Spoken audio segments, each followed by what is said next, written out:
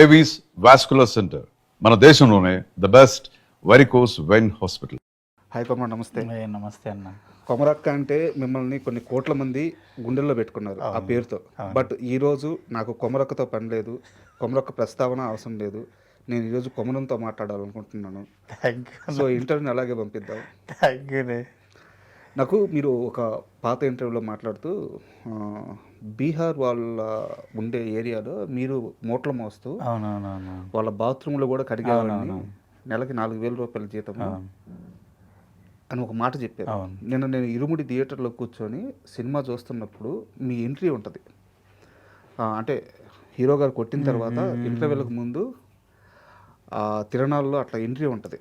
మీకు close shot పెట్టి కళ్ళల్లో ఒక సైకో లాగా ఆ ఎక్స్ప్రెషన్ ఇస్తూ వెళ్తుంటే, ఇది కదా సక్సెస్, ఇది కదా ఒక మనిషి కోరుకునే జీవితం, ఎంత గొప్ప క్యారెక్టర్ పడింది.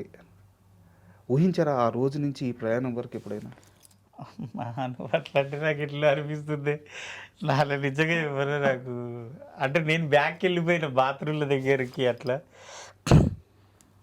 ఏమన్నా నిజంగా షార్ట్ చూసినప్పుడు నాకైతే అసలు నేనేనా, కొమరక్కేనా, అంత సిగరెట్ అలవట్లేదన్న. ఆ సిగరెట్ దగ్గర ఒక 4-5 డబ్బీలు వాంతికి వస్తుంది, అంటిని ముట్టియడానికి వస్తలేదు, గుంజడానికి వస్తలేదు, నాకు అలవట్లేదు, పొగ వాడదు నాకు. అది డైరెక్టర్ని ఇబ్బంది పెట్టిన ఆ విషయంలో, సిగరెట్ విషయంలో. కానీ యాక్షన్లో చూసుకుంటే నేను తాగిన ప్రతి సిగరెట్ అడేది ఎక్స్పీరియన్స్ పర్సన్ తాగినట్టుంది. చాలా హ్యాపీ అనిపించింది అన్న. అసలు నా లైఫ్ ఎక్కడ స్టార్ట్ అయింది, ఎక్కడికి వెళ్ళి ఎక్కడికి వచ్చినా, రవితేజ గారు, నేను స్కూల్ టైంలో అప్పటికే హీరో ఆయన, నేను స్కూల్ టైంలో అసలు ఆయన చూస్తే చాలు అనుకున్నా. 18 ఏళ్ళ ఇండస్ట్రీకి వచ్చిన కొత్తలో నుంచి కూడా లైఫ్లో ఎక్కడో ఒకసారి రవితేజ గారిని కలవకపోతానా, చూడకపోతానా అనుకున్న మనిషిని రవితేజ గారిని కొట్టాలంటే మనసు భయం వేసింది, చాలా భయం వేసింది అసలు. అయితే నిన్నే నేను శివ నిర్వాణ గారితో మాట్లాడాను, సినిమా హిట్ అయిన తర్వాత వారి ఇంటర్వ్యూ తీసుకున్నాను. Okay okay okay. సో ఇంటర్వ్యూలో మీ ప్రస్తావన వచ్చింది. మామూలుగా అందరూ బయట ఏమనుకుంటారంటే, మీరు వెళ్ళి ఆయన అడిగితేనో ఆడిషన్ ఇస్తేనో మీకు ఛాన్స్ వచ్చిందని అందరూ అనుకుంటారు యాక్చువల్గా. అవును, కానీ నిజానికి అలా జరగలేదు. ఆయనే మీకోసం ఎదుగుతున్నారంట ఛాన్స్ ఇవ్వాలని. అలా చెప్పిండా? చెప్పారు సార్. ఏమన్నాడు చెప్పు, ఆయన ఏమన్నాడు చెప్పు, నేను చెప్తా. ఆయన ఏమన్నాడు? నేను ఇదే అడిగాను సార్, అతను జీవితంలో చాలా కష్టపడ్డ వ్యక్తి, ఒక్క మంచి బ్రేక్ కోసం చాలా ట్రై చేస్తున్నారు, మంచి ఛాన్స్ ఇచ్చారంటే, లేదు రాజా, నేను అతను నా దగ్గరికి రావడము ఆడిషన్ చేయడం ఇది జరగలేదు, నేనే అతన్ని పిలిపించాను, మీ రీల్స్ చూశారంట అన్నా. మీరు నేనే పిలిపించాను అని చెప్పారు. సో ఎలా జరిగింది అసలు, మీరు ఎలా ఇరుముల్లోకి ఎంటర్ అయ్యారు?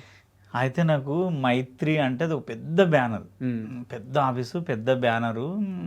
మనం పోయినా పట్టించుకుంటారా మనల్ని? కొమరక్కగా మనం తోపు కావచ్చు, కానీ కొమరంగా మనం అంత ఫేమ్ లేదు.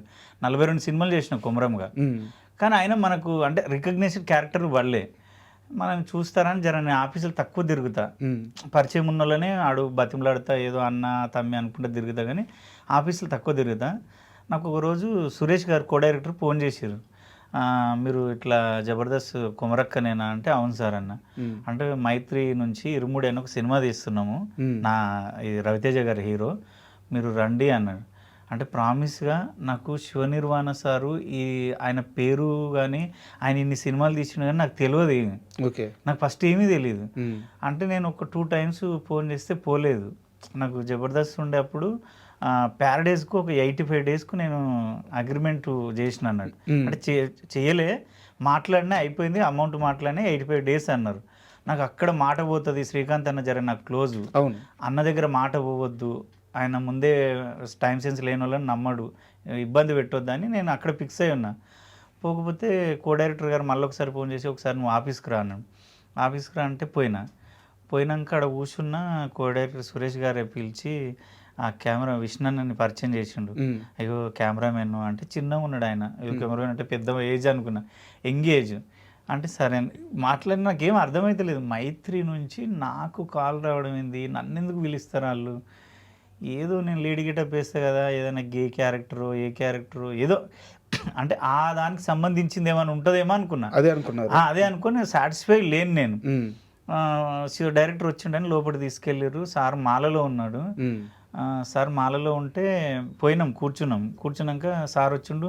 ప్రామిస్ అంటే సార్ అని నాకు తెలీదు, నాకు డైరెక్టర్ అని నాకు తెలియదు, నేను ఎప్పుడు చూడలే ఆయనను. చూసిన ఈయన డైరెక్టర్ అంటే నమస్తే సార్ అన్న, స్వామి అన్న. సార్ మాట్లాడిండు, ఇట్లా కబడ్డీ ఆడాలని చిన్నగా అన్నాడు. అంటే చేస్తా సార్, నాకు ఎక్స్పీరియన్సే కదా అన్న. అంటే లేడీ గెటప్లో అమ్మాయిలను చీట్ చేస్తూ నువ్వు కబడ్డీ ఆడాలి అన్నాడు. అమ్మాయిలా గెటప్ వేసుకొని వాళ్ళనే నువ్వు చీట్ చేయ అంటే టచ్ చేయడము అట్లా చేయాలి అంటే చేస్తా సార్ అన్న. అన్నాక 2-3 మాటలు మాట్లాడి నా కళ్ళు ఇట్లా చూసి నన్ను చూసి సర్లే నువ్వు చేసేస్తావు, నువ్వు వెళ్ళిపో అన్నాడు. నాకేం అర్థం కాలేదు అసలు, అర్థం కాకుండా సపోర్ట్ చేయకుండా వెళ్ళిపోయినాక వల్లి గారు ఫోన్ చేశారు, మేనేజర్. ఇట్లా చెయ్యాలి సినిమా అంటే నాకు హెయిర్ స్టైల్ పెంచమన్నారు కదా సార్ మీరు, మళ్ళీ నాకు ప్యారడైజ్కి ఇబ్బంది అవుతుందేమో, నాకు అక్కడ మాట పోవద్దు, నాకు ఫస్ట్ నుంచి జర్నీ చేస్తున్నా అది ఇది అంటే అప్పుడు చెప్పిండు, నీకు ఆయన ఎవరో తెలుసా అన్నాడు. సార్ మీరు ఏమనుకోకండి సార్, ప్రామిస్ తెలియకుండా తెలుసా అనొద్దు, తప్పుగా మాట్లాడొద్దు, నాకు నిజంగా తెలియదు సార్ అన్న. అంటే ఆయన నిన్ను కోరి సినిమా మజిలీ సినిమా అనగానే ఫీజులు ఎగిరిపోయినాయి అన్న. నీ అమ్మ అంత పెద్ద డైరెక్టరా, నేను కలిసి వచ్చింది, నన్ను పిలిచింది, నేను కలిసి వచ్చింది, అంత పెద్ద డైరెక్టరా, నిన్ను కోరి పిచ్చి మజిలీ పిచ్చి, అసలు అంత పెద్ద డైరెక్టరా. అమ్మో నేను ఇంకెక్కువ మాట్లాడుతుంటే కదా, అరే నేను కొంచెం మిస్టేక్ చేసిందేమో తెలుసుకునేది ఉండే అనుకున్నా. పోయిన తర్వాత సరే సార్ అయ్యో నేను అంత పెద్ద డైరెక్టర్ అనుకోలేదు సార్, సారీ సార్ అన్న. లేదు ఆయన సినిమా నువ్వు నీతో జర్నీ చేయాలనుకుంటున్నాడు, నువ్వు కంపల్సరీ నీ ఇంటర్వ్యూ కూడా చూసినాం, శివ చేసిండు కదా ఆ ఇంటర్వ్యూ చూసిండంట. నువ్వు పద్ధతి నీ టైం సెన్స్ అన్నీ నాకు చాలా ఒబీడియంట్గా ఉన్నావు, నువ్వు పూర్ణ అంటే లో నుంచి వచ్చినావని అర్థమైంది, నీతో వర్క్ చేయాలి, కంపల్సరీ నువ్వు చేయాలి క్యారెక్టర్ అని. సరే అని బడ్జెట్ మాట్లాడారు, ఓకే అయింది. అప్పటి వరకు నాకు నా క్యారెక్టర్ మొత్తం ఎక్స్ప్లెయిన్ చేయలేరు వాళ్ళు. ఆ లేడీ గెటప్లో నువ్వు చీట్ చేయాలి అమ్మాయిల్ని ఇంతే అన్నారు. ఇక అంతే అనుకొని నేనేమనుకున్నా అంటే షూట్కి వెళ్ళే వరకు మదర్ ప్రామిస్ చెప్తున్నా, నేను ఎక్కడో ఒక దగ్గర లేడీ గెటప్ అనేసరికి గీ క్యారెక్టర్ ఏమో కొంచెం ఆ టైపే, నన్ను అట్లా చూసిరు కదా అట్లేనేమో అనుకొని కొంచెం సాటిస్ఫైగా లేకుండా షూట్కి వెళ్ళిన మధ్యలో. ఇక్కడ ఆపండి, నాకు ఇక్కడ ఒక క్వశ్చన్ ఉంది. మీరు డే 1 షూట్కి వెళ్ళారు, డైరెక్టర్ గారు వచ్చారు, ఒక వ్యక్తిని మీ ఎదురుగా నిలబెట్టి కొట్టు కొమరవని అన్నారంట. ఆ వ్యక్తి ఎవరిని కొట్టమన్నారు? అయితే క్యారవాన్కి వెళ్ళంగానే మేనేజర్ క్యారవాన్కి నాకు అంత ఏదో ఉంది, మైత్రి బ్యానర్ ఏంది అంత పెద్ద, మళ్ళీ మాట్లాడలే కదా. ఆఫీస్ నుంచి వచ్చినాక మళ్ళీ రమ్మంటే నేను పోలే, 2-3 టైమ్స్ కాల్ చేసిర్రు, ఒకసారి లుక్ టెస్ట్ చేయాలి రా అది ఇది అంటే నేను పోలే, ఏవో వేరే పని ఉండి పోలేదు. నేను అంత సాటిస్ఫైగా లేను, గే క్యారెక్టర్ అనుకున్నా. ఆడిపోయినాక మేకప్ వేసిర్రు, ఇట్లా సేమ్ రెడ్ షర్టే ఉంటుంది చూడు అందులో, ఆ రెడ్ షర్ట్ వేసిండు, అది వేసిండు. డైరెక్టర్ ముందరికి వచ్చే సార్ నమస్తే సార్ అన్న, నాకు అర్థమైతే నా క్యారెక్టర్ వేరే అన్నారు కదా, ఏదేదో వేస్తున్నారు ఇలా అని. డైరెక్టర్ నచ్చక ఆ షర్టు వేరే వాళ్ళ షర్టు తీసేసి పైటర్ షర్టు తీసి నాకు వేసి ఆ నగలు గిగలు అన్ని బొట్టు గిట్టు అంతా డైరెక్టర్ సారే వేసిండు, శివ సారే చేసిండు. అదంతా చేసి నన్ను ఆడ కూర్చోబెట్టి, అరే నువ్వు సిగరెట్ తాగుతుంటారా, మందు ఉంటారా. నాకేమనిపి నేనేనా, నేను సిగరెట్ తాగాను, అసలు నేను ఊహించింది వేరే కదా, నా మైండ్ పనిచేసలేదు. తర్వాత నెక్స్ట్ షాటే రవితేజ్ సార్ వస్తాడు, నువ్వు గల్లా పట్టి కొట్టాలరా, గట్టిగా అగ్రెసివ్, నువ్వు సైకో వాడివి అన్నాడు. ఫీజులు ఎగిరిపోయినాయా? అసలు ఆయన ఎప్పుడు వస్తాడో బయటికి, నేను ఎప్పుడు చూద్దాం, నా లైఫ్లో చూడలే ఆయన. సారు వస్తున్నాడు, క్యారవాన్ దిగి వస్తున్నాడు, సన్నగా అందంగా ఉన్నాడు, నాకు చెమటలు పట్టినాయి. అస్సలు మా బామ్మర్ది గాడు అయితే ఇట్లా చెమటలతో తడిసిపోయిండు. వాడు 9కి వచ్చిన వాడు బబ్లు అని, వాడు తడిసిపోయిండు. నాకు అరే ఏంద్రా అంత తడిసిపోతున్నావు, ఎందుకంటే భయం అవుతుంది బాగా.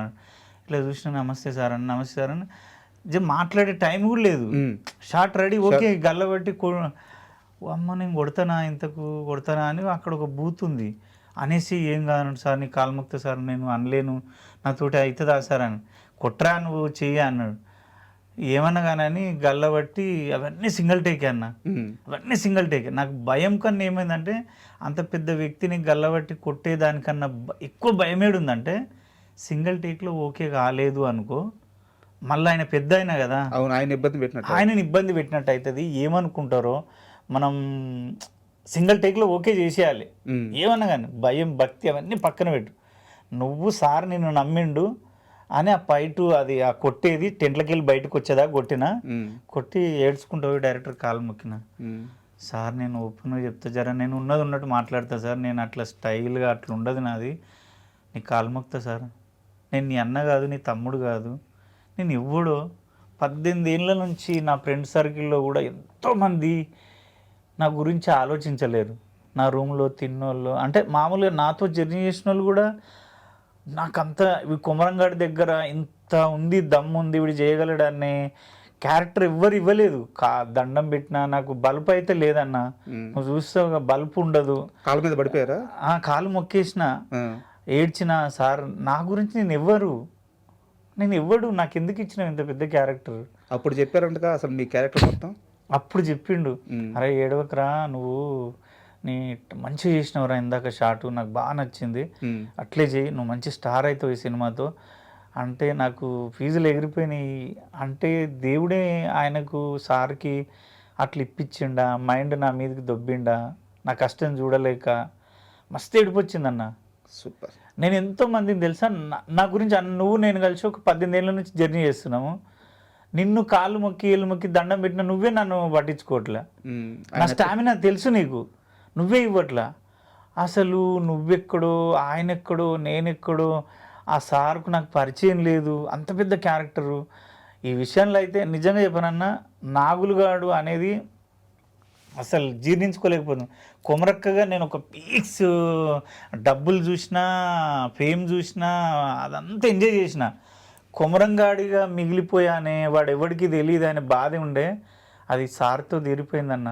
ఇప్పుడు బయటకు ఎక్కడికి వెళ్ళినా ఏడ చూసినా అరే నాగులు చేసినావు, నాగులు భలే చేసినావు, నాగులు భలే చేసినావు. అసలు ఎన్ని ఫోన్లు వస్తున్నాయి అన్న, నా ఫోన్కు నిమ్మడం లేదు, ఇన్స్టాకు నిమ్మడం లేదు. ఇన్స్టాలో అయితే ఒక 2000 మెసేజ్లు ఉంటాయన్న. పాపం వాళ్ళకు ఈ రిప్లై అన్ని ఇవ్వాలని ఒక వీడియో పెడదాం అనుకున్నా, వాట్సాప్లో కూడా తెరవలేకపోతున్నా. అంటే నా క్లోజ్ ఫ్రెండ్స్ కూడా అరే నేను గుర్తుపట్టలేమురా, ఎక్కడో వీడు తమిళుడు మలయాళం అనుకున్నాము, నమ్మా నువ్వు ఒక బీఆర్ వన్లా ఉన్నావురా, ఒక కన్నింగ్ నా కొడుకులా ఉన్నావురా. అస్సలు అది నిజమా?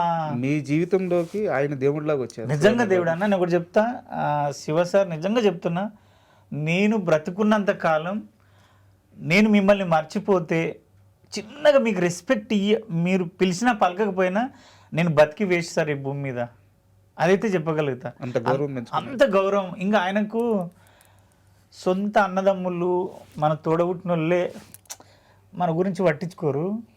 నాకు ఇప్పటికీ అర్థం కాదు, 4 days నుంచి చూస్తున్నా, నేనేనా ఇన్ని ఫోన్ కాల్సా, ఇన్ని మెసేజ్లా, అసలు ఇంత పెద్ద హీరోతో నేను పోటాపోటీ చేయడమా, అది మెచ్చుకోవడం అందరూ. ఆ సార్కు నేను ఏమిచ్చి రుణం తీర్చుకోగలుగుతా ఏమో.